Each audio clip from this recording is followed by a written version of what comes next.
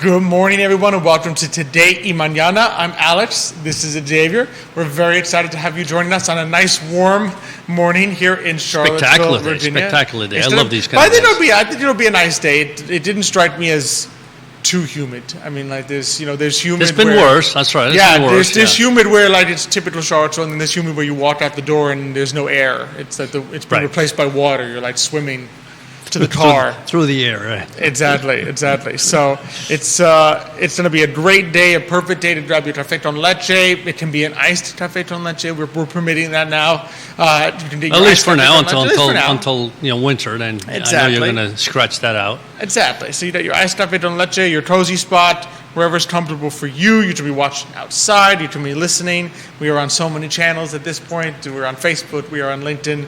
We are on, you can listen to us later, for those of you listening later, Spotify, Apple Podcast, Instagram. How about this thread thing? I don't know if we're on Threads yet. I don't know if we're live streaming to Threads yet. Yeah, I am. I know even about Thread already. Yeah. Knowing Nick, he's so ahead of things. Nicholas, our CMO, that he's probably already tweeting from us on Threads. I mean, don't give him all those kudos. That's his job. Well, I'm saying there's probably already like tweets or whatever it is, threads. From Today Mañana on Threads, but I'm not sure we're live streaming there yet. Judah's like, give me a year to learn this thing. Give me 5 days to learn how to do it. And Judah's like, but we got a great show lined up for everyone today. We're going to be joined shortly by Krissy Muniz. She's the owner of Good Times Only Virginia. Later on in the show, we're going to welcome Brennan Gould. She's the president and CEO of Charlottesville Area Community Foundation. And last but certainly not least, we're going to be joined by Alek Shrader. He is the director of Tosca for Charlottesville Opera, which is tomorrow night and Sunday afternoon. So it's here. It's here. If you have not gotten tickets yet, you can go to charlottesvilleopera.org or the Paramount Theater and get your tickets. It's very much worth it. As someone who went to go see Guys and Dolls, they did the musical a few weeks ago. Before that, it is very much worth it. They put on one heck of a production at Charlottesville Opera, so it is a lot of fun, and this is a very drama. I heard it's good. I mean, I heard a review. We had inside information. I heard a review from a certain little bird who told me that it is excellent. Yes. So be sure to check that out. As always, love being here on the I Love CVille Network set with Judah behind the camera. Couple thank yous. Always love being presented by our partner at Emergent Financial Services and our good friends at Castle Hill Cider, Matthias Realty, Charlottesville Opera, Craddock Sirius Insurance, and Forward Adelante, the premier Latino networking group here in Charlottesville, Virginia. So I don't know about you, but I am thrilled to just jump right in. Absolutely. And if you want, you can always like the show, share the show, and even subscribe. Right? Yep. Send us any comments, questions. We've already got some people. I'm done for the day. Yeah, you see. Yeah, there you go. You're done. That was all you needed. We already got some people watching this morning. I know Nick Urpí, as usual, is watching. Dr. Elizabeth Urpí is watching this morning. So thank you for joining us. So it's going to be a fantastic one, and let's jump right into it. We're excited to welcome to the show this morning Krissy Muniz. She is the owner of Good Times Only here in Virginia. Krissy, thanks so much for joining us. Good morning, guys. Thanks for having me back. That's great. It's great to have you back. So for anyone who wasn't here a year ago when we and saw me fiddling around with those things, and saw Xavier enjoying some silent disco, tell the audience a little bit about yourself and Good Times Only. So I started an entertainment company a little over a year ago. Mm-hmm. We primarily focus on silent discos, which is basically a dance party where instead of music playing from big speakers, everybody gets a pair of wireless headphones. The headphones have multiple channels, so you can actually change the music you're listening to. Everyone on each channel is listening to the same thing. So if you see anybody on the red channel, everyone on red's on the same song, everyone on the green channel is on the same song, and so on. There's also volume control, so you have customized volume to your liking, and it just creates a really fun environment for everybody. It gets to kind of pick the way you want to party. So I'm curious about one thing, right? So let's say you have a partner, and you're listening, and yours is red, and hers is, blue or green or whatever. I wonder how that works. That happens a lot. Does it really? Yes. So she's I guess they're both still dancing, but the beats. It's got to be funny, right? It's got to be good. Yes. Watching the silent disco is almost as fun as participating in the silent disco. That's gonna be a blast, right? The different tunes and a lot of fun, and we tested it last year. I know, yeah, exactly. Demo, yeah. And it's a lot of fun. So it's always I love having people back, because a year ago you had just started really getting into it. What's it like a year into business? Yeah, so I was thinking about it. The last time I was on, I believe, was February of last year. Mm-hmm. I had just done my very first event with the Boys and Girls Club. Mm-hmm. Okay. And now we've done just about 50 events. Wow. And counting. Wow. It's been a lot of learning and a lot of growth. We have since upped our amount of headphones. We moved out of my closet and into an office space. So that's been fun. And yeah, so now we have a whole bunch of equipment that I get a trailer and haul the equipment to venues when we have big events. We've partnered with a bunch of venues in town. We have a large DJ network from all over Virginia up into DC, and we're just really trying to bring some fun to as many people as possible. Absolutely, and that's one of the cool things is that it's not as though it's good times only or a DJ. Like you could partner your DJ with, and have things mixed up and so forth. Absolutely. Which is really cool. And the equipment they have must be, incredible. So they could probably just rent out maybe the equipment, right? And then other times you have the whole kit and caboodle. Now, do you ever find yourself in a situation where it's silence dancing, but maybe eventually somewhere along the line they say, can we just have this thing full blast, We've seen kind of reverse. So some places have noise ordinances. So we've done regular DJ for like the first half and then switch it over to the silent disco for the evening.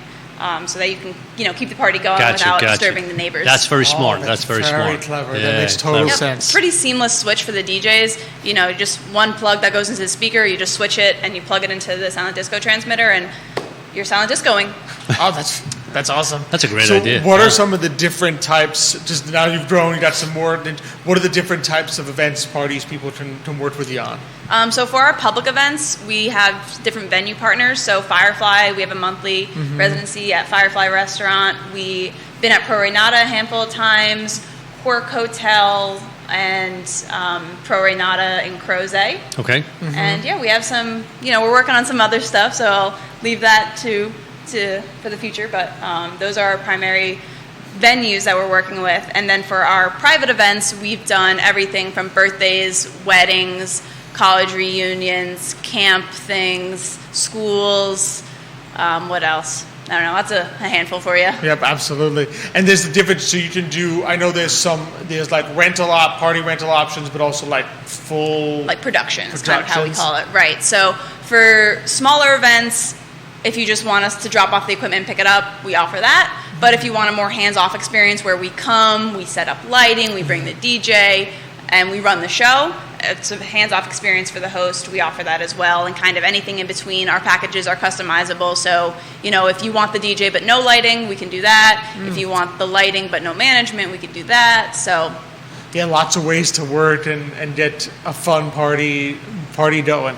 Absolutely. Now, with respect to the music, so do you choose the music to go into the different channels, or is the people that are renting kind of have a selection saying, here, I want this on these particular channels?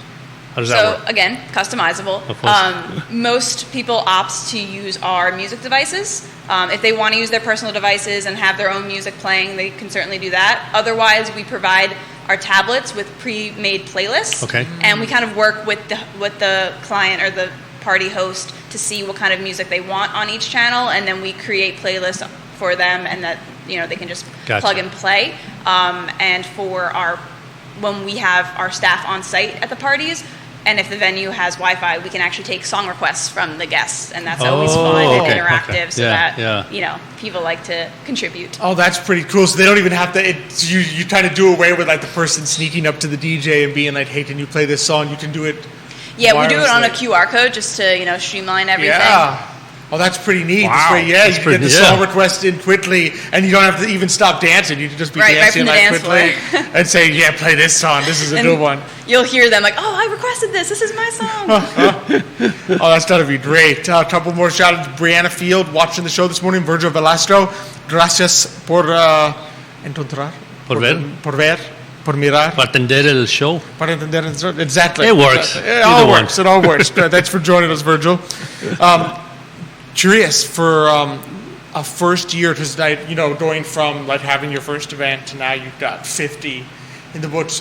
What have been some of the like challenges but opportunities like of seeing that kind of growth in a year and a few months? Yeah. So it's been a little scary.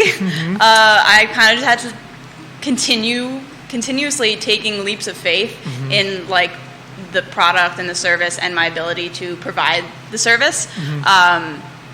It's the hardest thing that I'm dealing with right now is juggling my full-time job because I still work corporate 9 to 5. Grateful that overall it's pretty flexible. I'm here today at 10 o'clock, so they let me kind of adjust my hours as needed, which I definitely take advantage of that, especially for like the Friday events. Yep. Given that most of our events are on weekends, it's not too much of a problem, but a lot of the back-end communications with clients and venues, as inquiries are coming in, it's hard to keep up with that demand. Yep.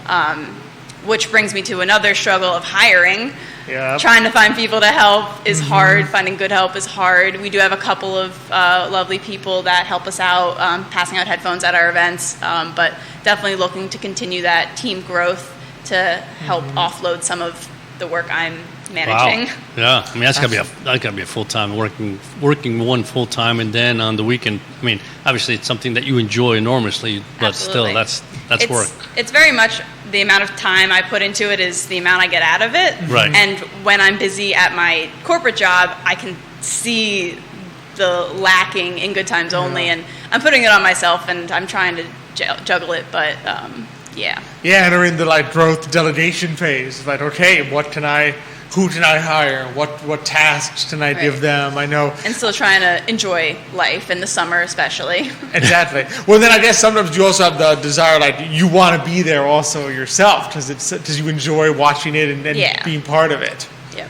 So it's always a tough part. How have you been balancing kind of the like, okay, I have all these, the inquiries and the entrepreneur side with I love doing the silent disco part side.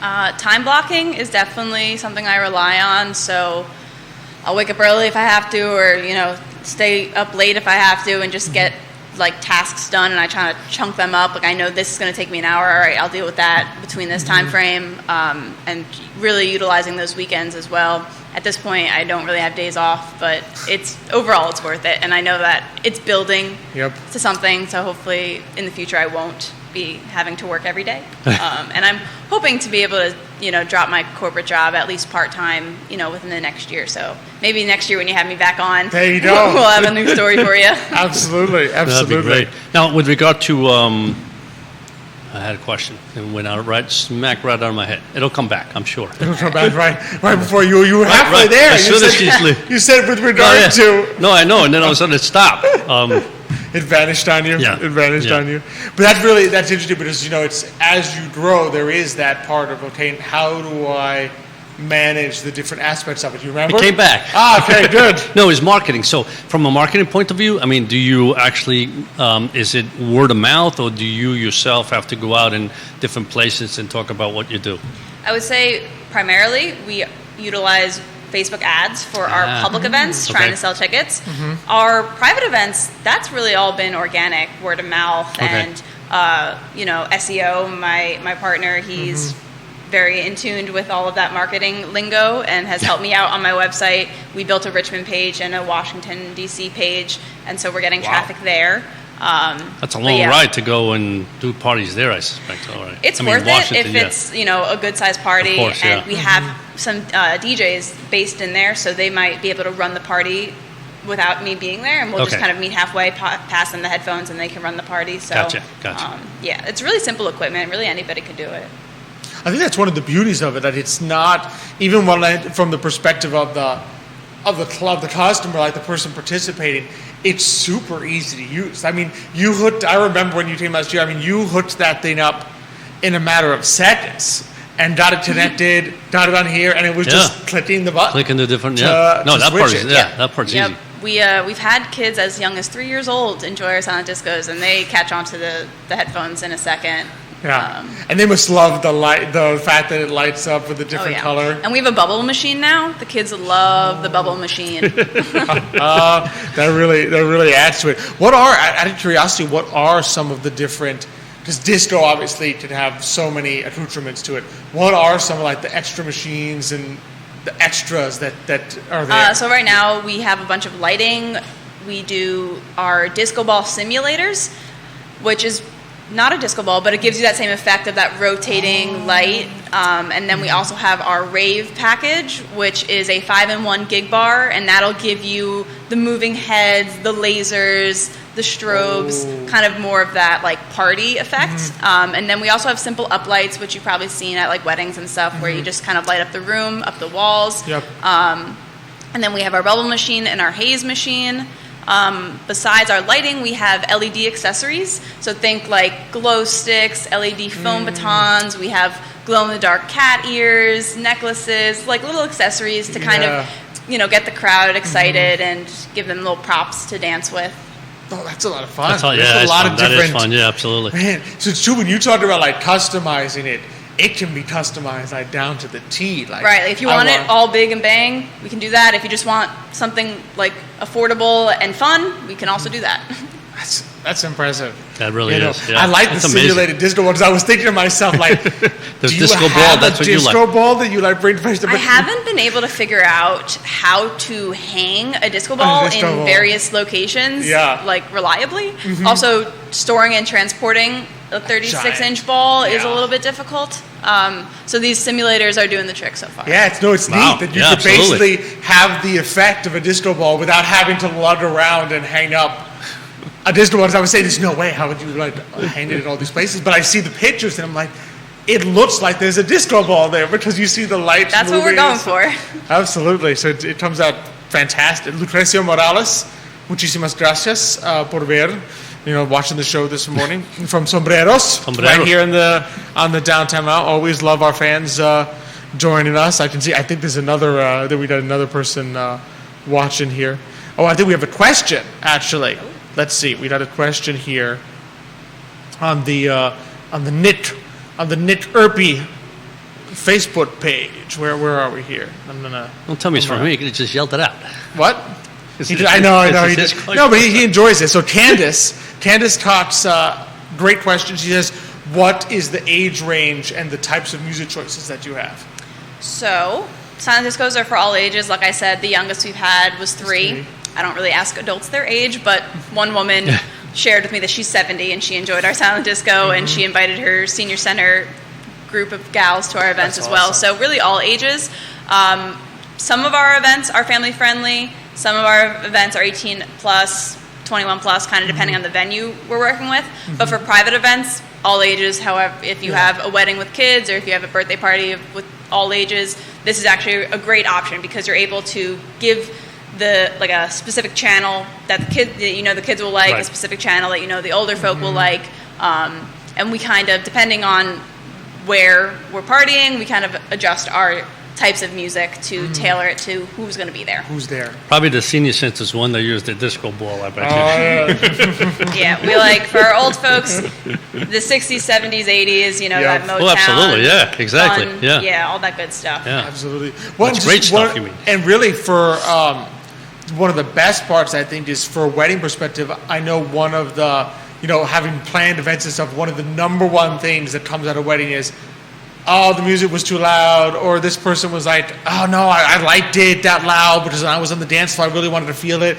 But the beauty of something like this is like, it's always the right you can adjust it however loud as you want. Because those things get loud. You won't be able to hear people talking around you if you have it blasted. If you bring it down, you can certainly still have a conversation and hear the music. Exactly. So if you want to dance, but you're like, I just don't like super loud, eardrum splitting, it's your own volume set. So you and everyone else to be dancing to the exact same song, and each of you is hearing it at the exact volume that you like.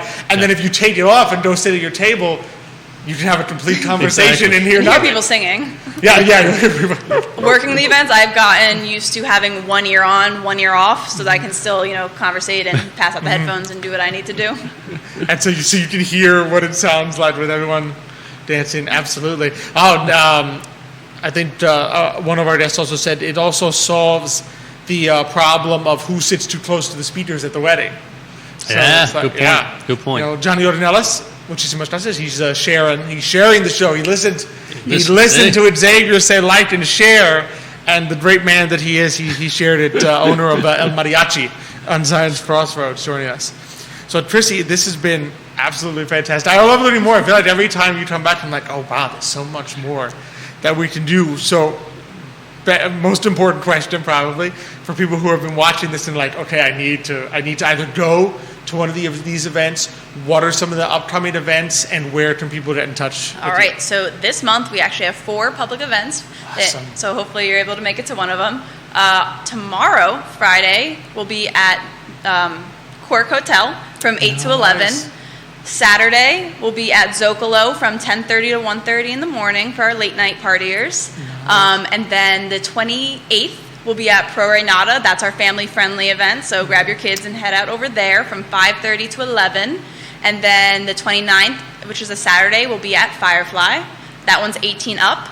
And we also are doing dance classes. I am a dancer at heart, and at our parties, I dance. People have seen me, and they ask if I teach, so I'm starting to teach now. So you can find that. We'll be at the McGuffey Art Center in July and August. All tickets will be found on goodtimesonlyva.com/events. And our Instagram is goodtimesonlyva. You can find updates all over there. And that's pretty much where our primary socials are. That's awesome. That's It's all the summer. You got to let the good times roll, right? Yep. Oh, yeah. Exactly. We're always talking to people, right? What's there to do in the summer in Charlottesville? But this is it. Yeah. This is it. Have a good time. Absolutely. Is what you can That's do our goal. Provide summer. opportunities to have fun. Absolutely. Krissy, always Krissy, a pleasure to have absolutely. you on. Thanks for coming so back. happy to hear things are going well, too. That's fantastic. Thank you so much for having me back. Yep. Same time next year. Absolutely. And Sounds like a we'll plan. find out what happens. All right. Alrighty, good to see you. Thank you. Always fun. John Blair, just a shout out, watching the show this Okay. morning. Thank you, sir. So we got everyone. That's good. There's nothing like music, right? I mean, Yeah. music, there's so much fun when there's music and there's dancing. And I guess the ability is true. Once in a while, it's like, you go to, you've been to some venues, some weddings where you're sitting down for dinner, right? And it's just blasting, and you can't even hear the person next to you, right? So it's nice when you can basically then have those sets, and you can listen, you can dance at your own, pace, sound, and Exactly. And like I said, the only thing is hopefully your partner's dancing the same one. Although Hey, my wife and I, I mean- we dance, and it's like, what are you dancing? I don't know. We're not dancing. According to Mrs. Urpí, our mom, I'm dancing with you. You're at your own pace anyway. That is so you true. might It's as like- well be listening to yeah, different songs. exactly. So. That's what she says. What are you doing? It's a I don't same think it step. would have a practical change. I agree, 100%. So from one great guest to another, we're really excited to welcome to the show this morning Brennan Gould. She's the president and CEO of Charlottesville Area Community Foundation, known for those who know it, CACF. Good morning, Brennan. Thank you. Good morning. Thanks for having me. It's No, lovely to pleasure. be here. It's great to have you on. So, always start for those who haven't had a chance to meet you yet. Tell us a little bit about yourself and how maybe you first got connected to CACF, because I've known you for a while now. You've just rocketed to the top of CACF, being president and CEO now. Thank you. Well, I am originally from Iowa. I'm an Iowa farm girl. Wow. And made my way to Virginia about 15 years ago. Okay. And I have found it to be home for me. And when I first joined, I'd had a background in nonprofits and some government work for a brief time, but was really interested in how communities thrive and how they make their places where people can not only thrive but want to stay, want to sort of really put down their roots and be. Exactly. And I was really excited by the Community Foundation as a real place that is dedicated to a particular place, and in our case, the Charlottesville area, and the opportunity to really make a difference here. Absolutely. So what are some of the ways? I know CAC works with donors, individuals, families, foundations in different ways. What are some of the different ways for people who might just mistakenly think, oh, it's just one foundation and one person funds it? What are the different ways that CAC works with different donors? Yeah, that's a great question. So the Community Foundation is a place-based funder, but the way that we're structured is that we can partner with families and individuals, even international bands, with the Dave Matthews Band, but philanthropists of all size of means and interests to really help fulfill some of the philanthropic goals, and also to partner together to make a difference in our region. We also have funds that the foundation, donors have given over time that the foundation directs to specifically target some real areas of need in our area. Have you found, over the last few years, we went through the pandemic, right? We're out of the pandemic. Have you seen the funding, either, grow or decline or change? Where it's being directed? We are very fortunate to live in such a very generous community. Even over the more than 50 years that the foundation has been around, there's been just such a wealth of generosity and giving that's happened and happened through the foundation. I would say the pandemic actually in many ways accelerated the generosity occurring in our community. We partnered with others to lead a really important effort to meet needs, but outside of the foundation there was a lot of giving that happened and a lot of volunteerism and efforts. And I would say that if anything in the field, the way that philanthropy happens is changing, and people are thinking a lot about how do we get closer and more proximate to those who are most impacted by some of the social issues that are happening? How do we really be informed and partner more closely with those who are really on the front lines experiencing for themselves, the impacts of housing and affordability in a community, or challenges in the education system or in healthcare, and I think a lot of ways that's really great for philanthropy. The field can operate. It was great to be on the same show as Krissy, who was talking about, folks with their headphones on, really, moving to the music in the ways that they want, and to the songs that are, meaningful to them. And philanthropy actually can happen a lot like that, and that folks are, directing their resources in ways that are meaningful to them. Right. Sometimes, though, that doesn't always add up to an environment and conditions that allow us to really have transformative impact on different issues.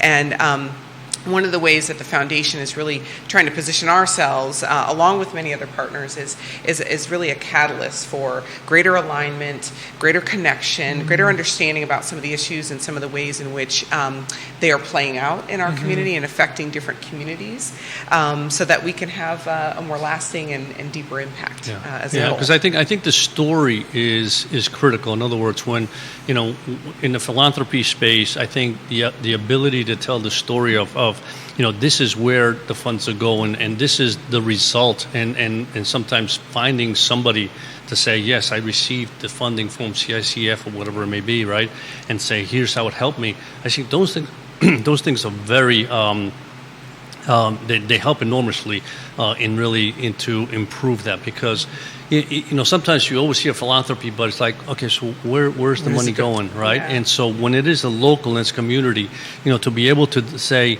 here's where those funds are going and here's how it's helping the community, I think that's extremely helpful. Yeah, and I think another way that we're really wanting to live into our, I would say, kind of mandate and responsibility as a community foundation is how we use our position as an institution to kind of broaden who and shift a little bit who gets to be at the decision-making table. That's right. Whose experience and voice is in fact shaping the ways that resources flow, how partnerships happen. Yeah. And I think particularly in our community, and I think we all learned this and saw this from the events of August 11th and 12th, but frankly have seen over time that there's more work that we have to do to really bring in both Black and Brown community members and community members with different abilities as well to really make our place a much more inclusive and equitable region where everyone can thrive. Right, absolutely. One get past the classic, I think the classic conundrum always with philanthropy was the person giving the funds might be so removed that you would sit there and say, all right, this is what I think community X needs. And community X might be the same. Well, thank you, but I kind of didn't need that. I actually needed this. Yes. But even though your heart's in the right place and saying, I want to give to this community or I want to give to this cause, what you might think the cause needs, it always helps to then be informed and say, have someone like CAC working with you to say, all right, here's what we're seeing. Now, you may be the donor, right? But here's what we're seeing. Here's places where maybe your idea is already being replicated 5 times. So here's where you might be able to make an impact that the people of that community can have a voice and say in how they actually may need help that you might not have thought of beforehand. Yeah, that's exactly right. And I think that's where lived experience is an expertise, that is actually really critical to have at the table. Not only sort of academic expertise or just, new ideas, but lived experience is really critical. I'd also say that, we were founded on a vision of that was really rooted in our interconnectedness as a community, that, even though we might live in silos, we might, and I think increasingly kind of live in our own little bubbles where we don't really think about always our neighbor, nonetheless, we are interconnected and interdependent, and the choices that we're making affect those around us, and whether we see the results of that or not. And I think, particularly as a community foundation, because of how we're positioned, we do see a lot of that impact playing out in that interconnection and interdependence. And I think part of our work is about really both shining a light on that and really driving towards solutions that are leveraging that connection. Absolutely. Out of curiosity, I think it's from a financial perspective, right? How do you balance? Because obviously there's a holistic aspect, that it's a community foundation that pulls together a lot of different resources and is targeted to our community as a whole, right? But then, of course, you're working with individual families or foundations or others who then come and say, here's what I would like to do, and I need your help to do it because it's difficult to just do this by myself, right? Or I don't have the time to create an entire foundation and run it and so forth. Yep. How do you balance their individual kind of notions of what they'd like to do with your knowledge as an institution of a whole, and saying, okay, what you'd like to do, 6 other people are already doing. How do you sort of balance that to keep it holistic, but also obviously keep it somewhat to each family? Yeah, we have an outstanding team of folks who are, in close relationship with all of our different fund holders. And you're right that the ways in which an individual philanthropist might want to have an impact could be through scholarships, it could be through, giving to certain nonprofits, it could be, and then giving in different ways in different amounts. And we do position ourselves to be philanthropic advisors and, to be in conversation with those who want to learn a little bit more about their community, they're committed to impact and effective use of their resources, so they want to hear what else is happening. We also have very sophisticated donors too, who have a very clear kind of vision for how they want to flow resources, and we're happy to support them in that. And then we have other donors who, they have a particular cause or issue that is deeply, something they feel deeply connected to, and we're able to support them. So our position and our is kind of pleasure to an honor is to be able to work with different donors and help facilitate their needs, while also for those who are open, kind of share with them some new opportunities or ideas or ways to partner with other philanthropists that can lead to some different impact that they may not have considered. Absolutely. I'm just curious, how does social media help you in that way? Because I guess in the old days, I don't know, maybe you had to do a lot of mailings, maybe you went door by door, I'm not really sure. But in today's world, is social media helpful, or is there still a certain, donor base that you approach in a way that you, again, try to reach them and bring them in? Yeah, that's a great question. I think we have aspirations probably for leveraging social media much more than we currently are. But and it's true, we have a very kind of mixed donor base, many of whom have been very loyal, and generous to the foundation for a long time, and which also is an older donor base that doesn't necessarily use some of the newer technologies. Exactly. But we, we're finding that both that kind of one-on-one relationship work and some of the kind of other ways are also complemented by social media and other tools, and also, kind of reaching a next generation. And I don't mean that meaning sort of junior philanthropists, but really, philanthropists in their own right who, who are eager to approach philanthropy differently. Gotcha. Yeah. Interesting. What are some new things going on maybe at CACF if someone has known about CACF and saying, okay, what's new? What are some new areas you may be looking into? What are some new initiatives that have come out of the last year or so, or few years? Yeah, I would say in the last 5 years in particular, in the last couple, responding to different crises that have happened in our community, we've learned a lot. We've listened a lot. We've heard a lot from our grant partners, prospective partners, different communities, different donors about, what they're seeing and what's important, and also where there's challenge. And I think for us, we are working hard to really reimagine some of our grant-making programs. This fall, we'll be rolling out some new programs, and we look forward to launching those and sharing more about those, but that are really geared toward having very catalytic resources for our region, including some different ways of thinking about grant-making and investing, being more targeted in some of our work as well, and working with different communities. And then we are hiring now, which is also exciting. We're glad to be growing and expanding our team. So, visit our website and look for those opportunities. And we also, again, as a community foundation, are eager to bring in different volunteers through our board service and our committee service as well, as a way to also ensure we've got both community voice and also broader kind of perspective and ideas involved in the foundation. And which is awesome. I know CSF was one of the first really in 2017, 2018 to really look at why are we limiting grants to only 501c3s. I know the HEAL Fund was one of the first, probably in the country, that actually looked at the possibility of, well, what if someone has not had the time to is doing good in the community but has not had the time to structure a 501c3 organization with the board of directors and all of this. So it's just always good to see, even now, 5-6 years later, still at the forefront of looking at new ways and new types of programming for the community. Thank you. Yes, I think we are a group that is, I would say, striving to be entrepreneurial and innovative in spaces where we can, and where some of our kind of traditional boundaries might actually be a barrier to us having the impact and really connecting with communities and solutions in the ways that we'd like. And so we're continuing that pursuit of not only innovation for innovation's sake, but innovation for purpose as well. Absolutely. Out of curiosity, in addition, obviously doing the work is a key component, right? Actually, providing the grants and the funds and the programs to the community. But one of the key aspects, of course, of CICF too is that it's balancing that with also making sure that there's still some in the future.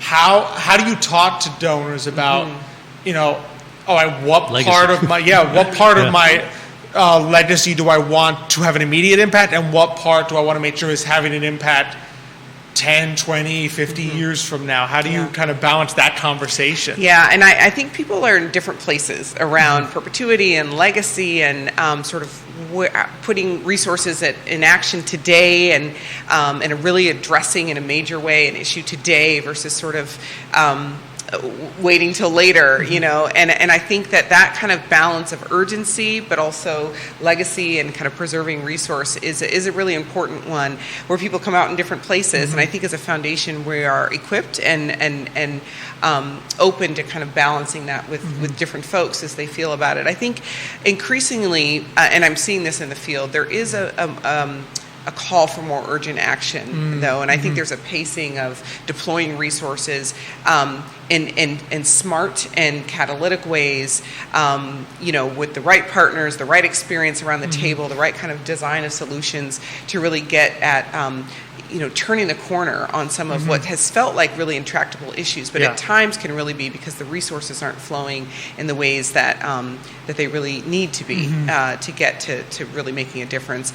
And I would I would say that for different donors, we have some donors who are very much planning to sunset, their funds. They want to deploy the resources in their lifetime. We have others who have set things up with some action now and also some, something to leave to the next generation to continue to make an impact. And some of that is rooted in a, just sort of the personal lessons that come with engaging in philanthropy and wanting to ensure that the next generation also has that opportunity. I have to admit, what you do is an extremely difficult job because there's that part of the job where you provide the grants, you provide the help, and that makes you feel so good, and that's an easy part, right? I mean, easy in the sense that you're giving, right?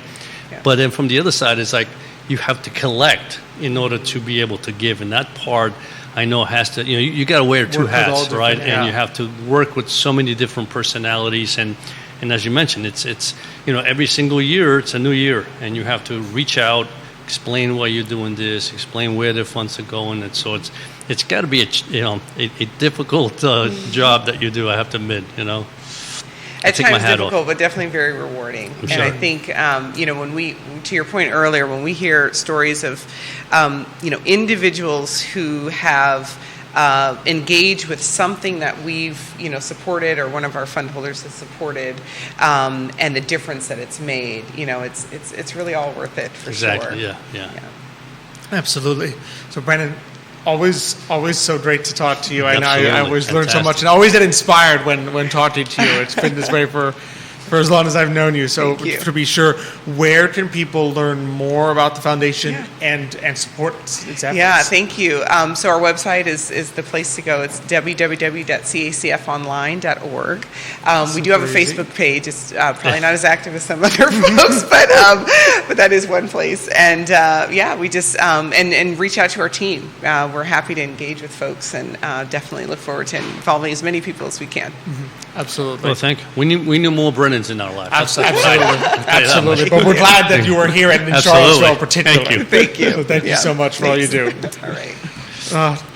Always get inspired when I talk to Brennan. There's so much good work that is going on. I mean, as being a board member of the United Way, I mean, I just see all the work that goes into it, and it's the staff, what they do is just sometimes I say, wow, it's just amazing. I mean, like I said, it's easy to give. It's like we're giving here, we're giving there, but that whole process of collecting, how to give and how to make it the most impactful. And I was going to say, and the second part is it's not just giving, but I mean, make sure that where we give whatever has enormous impact to as many people as possible. Exactly. I think you can't emphasize enough how important it is.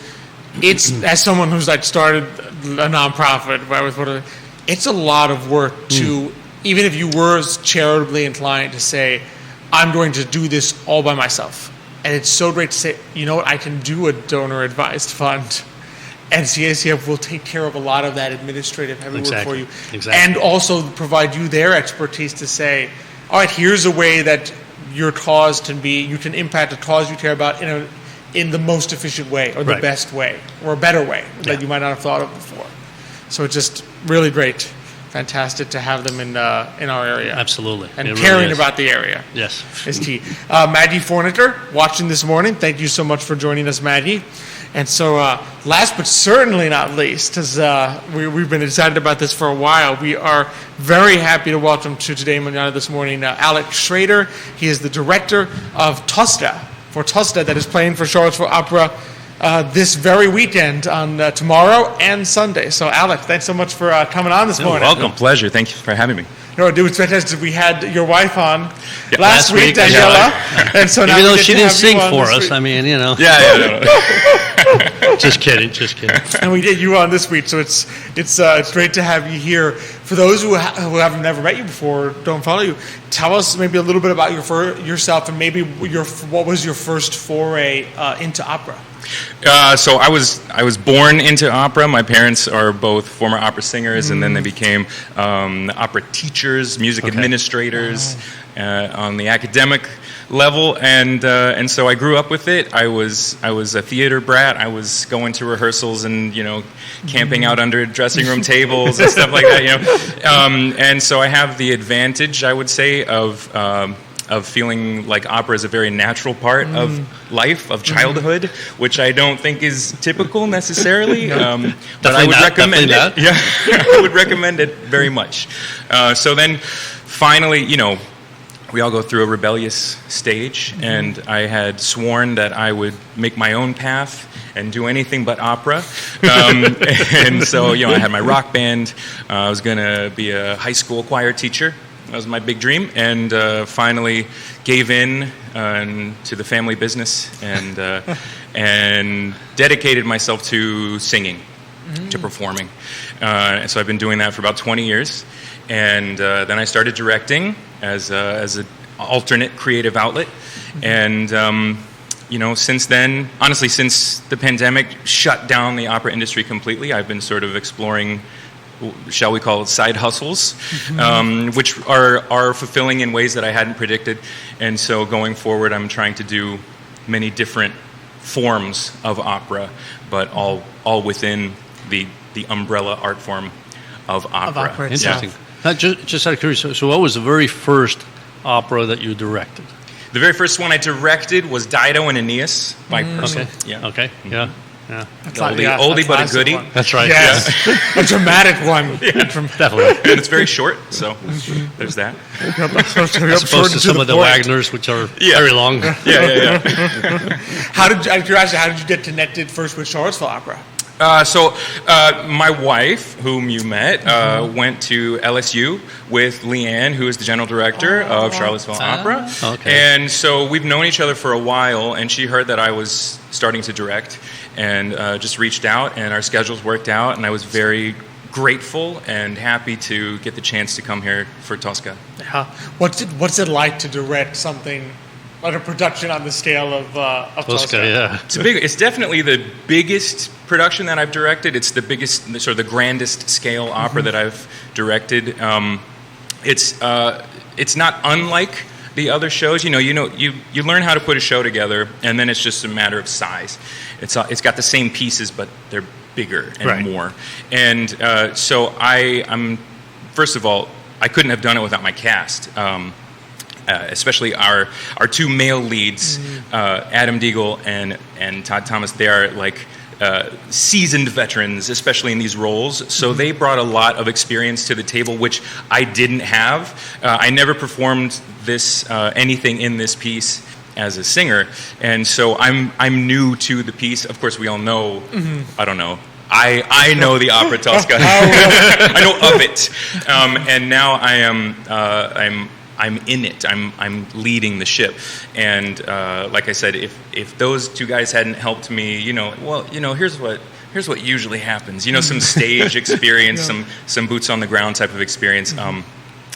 We might have had a different type of show, but it's much better. It's much better for their involvement. Absolutely. What goes into directing? To the directing piece, I think people might know. Okay, conductor, waves his baton, and the music plays. What does the director do? The director, my philosophy of directing is that it's my job to support the cast and anyone involved. So it's not just the singers. You mentioned the band and the conductor. There's the set designer. There's the costumes. There's makeup. There's stage management. Right. There's so many different pieces, and it's my job as the director to give support to these various departments that they can do their best work. As a director, I'm not asking them to please me.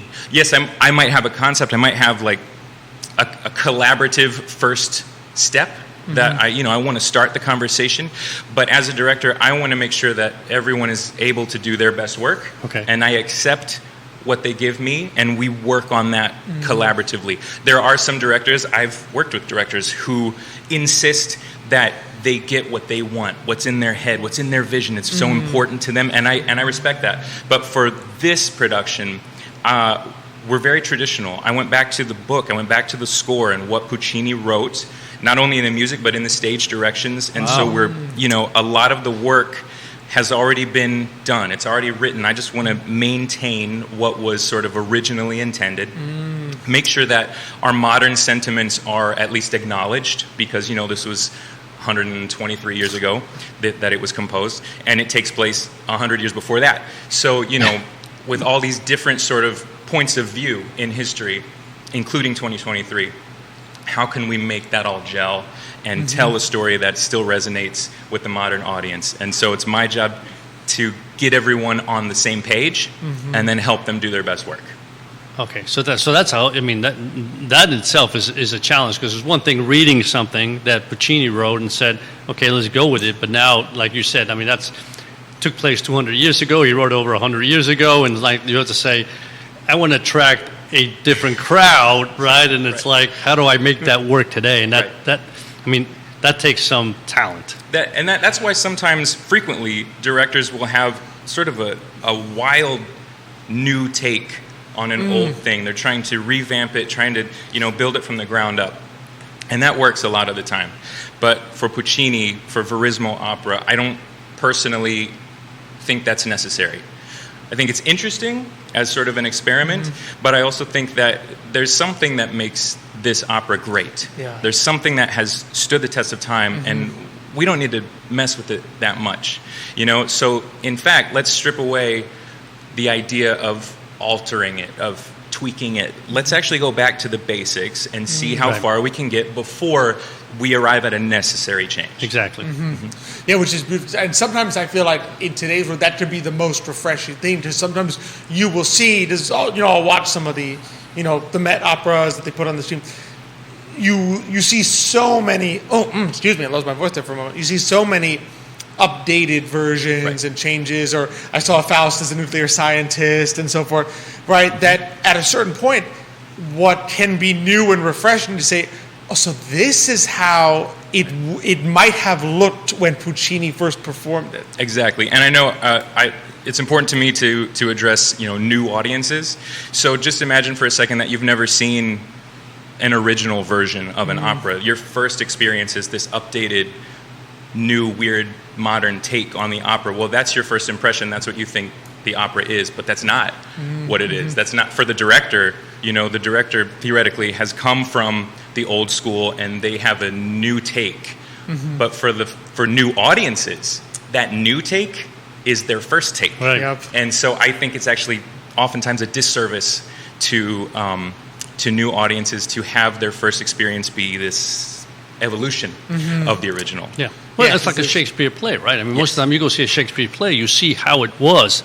They don't try to change it dramatically, saying like, well, that just doesn't, it just doesn't fit. You look at it, that doesn't go well, right? But if you see the traditional, so I agree. Sometimes, the new, they try to make it so modern that you go and because I forget what ballet we also saw that I said, it just doesn't feel like the one like the one I had when I was a little kid. It's like, what happened? So, if you have a new take, you rely on the audience to have the same experience, the same knowledge as you as the director, right? And if they don't have that, then you're starting from square one, and it could go either way. Exactly. Absolutely. Absolutely. Speaking of reaching new audiences, I know one of the really cool things you do. You've co-written a graphic novel of Carmen, which is a classic opera. Yes. What is kind of your take on ways to get a newer generation that hasn't grown up with opera really to experience it or to approach it? Yeah. Okay, so I have another general philosophy, which is not to beg people to come to the opera. Don't say, we promise this will be really good. If you just come, trust us, come and see it. No, instead, I would rather translate opera into the preferred mode of communication, whatever media that is. If it's comic book, if it's films, if it's something else, if it's a podcast, a radio show. You know what I mean? Any type of content that isn't the live performance of opera, which might sound strange because the end game is to get people to come to the opera. Exactly. But I think that if we reach out in a different way, in their preferred method, we'll hook them that way, because there's a better chance they'll absorb the content if we communicate on their terms. And then after they have familiarized themselves with the story, they'll say, well, okay, maybe I want to check that out in its original form. Maybe I like this. I like graphic novels. What's Carmen? That's an interesting story. Oh, it's an opera. Maybe I'll go see that in the theater. That's you kind of have to go the other way, the opposite way, instead of promising that they'll love it, which they will. But we got to trick them to get into the theater.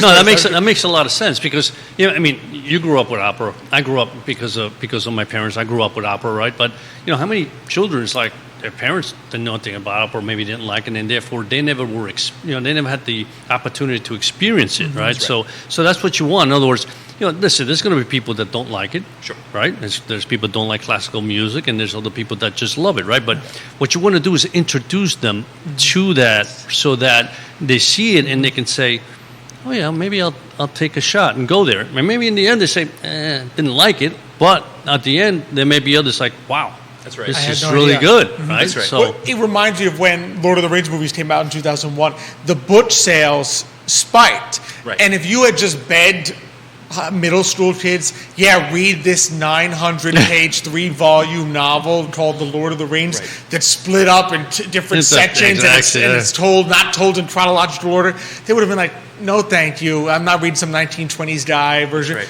But you show them a movie, they get hooked on the story, and then they all went out, and you got all these middle schoolers and high schoolers to read exactly a book that never in a million years would they have read otherwise. Right. So Perfect analogy. you reach them there because it really opera is a unique art form in that it combines music, singing, theater, acting, theater, Yeah. drama in a way that you pretty much don't see. I mean, in other mediums, right? Typically, no amplification, right, for the voices. So these are human bodies making this sound that travels that you can feel on your skin. Like that's right. These that's people exactly are right. making incredible sounds, and it's happening right now live. While you're sitting there, so you literally and like can't you do said, it without anywhere amplification, because today's world they're all using this little thing here, and it sounds like they have a great voice, but that voice, they open their mouth and it just fills the room. And so what you do is, you get people in, you get them through a story or some aspect of that, and then say, the full thing is even more. That's right. And then you go and you experience the whole thing for the first time, and you're like, that is impressive, especially I think in a day and age where we're so used to seeing like our pop stars and the mic is like glued to their lips, to be able to see people sing and say, they have nothing. I mean, that is... That's their natural voice. Yeah, that's right. It's the experience. You go for the overall experience. Yes, there's good music, right? Yes, there's the drama, the storytelling is happening, but it's the event, right? It's the magical experience of what's happening to you in that moment. Yeah, that's a good point. Yeah. When that experience happens, how do you make, because obviously the highlight is going to be always the people, the singers, right, the performers. How do you as the director add, because Nick had went to the dress rehearsal yesterday, and his review was like, do you need to do, I was already doing, but like he was like, you need to do, and I'm like, I already have tickets.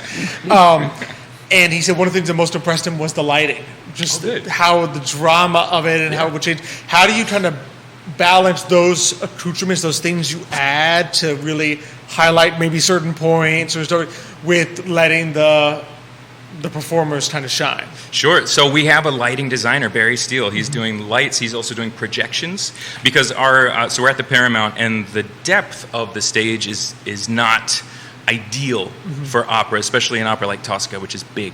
But that's not to say that we're not very successful in our production. Barry has, through forced perspective and beautiful images, you feel like the set and the stage is huge. It's enormous. It feels enormous, and it's his part of his expertise to once I sort of set the traffic pattern as a director and say, you stand there, the singer says, I don't want to stand there. I said, okay, let's talk about it. No, I'm joking. That's a joke. We figure out where the singers are going to stand, and then the lighting designer comes in and highlights, not only so that they're illuminated well and everyone can see what's happening, but also telling the story dramatically for example, the character Scarpia, who's like the villain. When he comes on the stage, the lights drop down because he's sort of sucking the energy out of the room. Or when he gets really fired up, he's kind of I don't know what's your audience level. He's lusty. He likes to experience things of the flesh, and so when he gets going, then maybe the lights come up in a sort of sinister way, and all of that visual storytelling is done by our guy Barry, and his years of experience in that, and he amplifies the whole show. Yeah. Now, do you ever get in the middle of, let's say, the conductor is telling the singers, you came in too early, or you're doing this? Does that ever happen? And do you ever have to come in and say, okay, let's try to work on this? Yeah. Well, so not in this show.